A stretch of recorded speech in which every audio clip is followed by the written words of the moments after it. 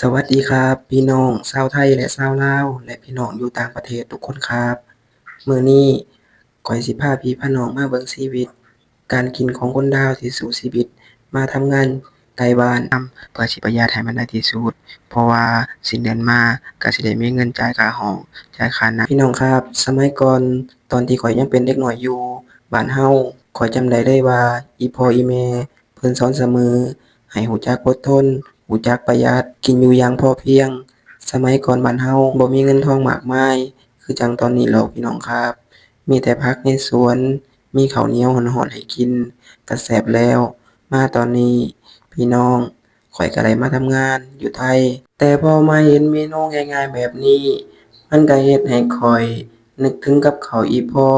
อีแม่ที่เพิ่นเคยเฮ็ดให้เรากิน ตั้งแต่ยังน้อยเว้ามาแล้วก็คิดฮอดอีพ่ออีแม่เด้เนาะเห็นผักกะหล่ำปีเขียวๆแบบนี้ข้อยนึกถึงสวนผักหลังบ้านเราเลยครับพี่น้อง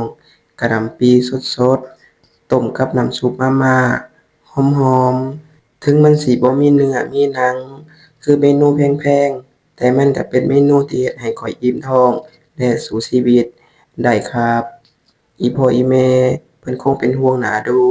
ถ้ารู้ว่าลูกชายมาทำงานไกลบ้านแล้วต้องมาอยู่แบบอย่างประหยัดแบบนี้แต่ข้อยเองก็อยากบอกว่า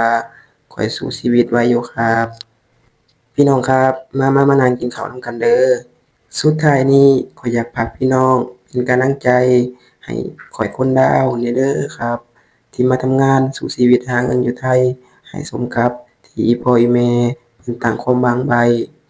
ฝากกดไลค์กดแชร์และกดติดตามเพื่อเป็นกำลังใจให้เบาตุ้ยทำคลิปต่อๆไปในเด้อครับ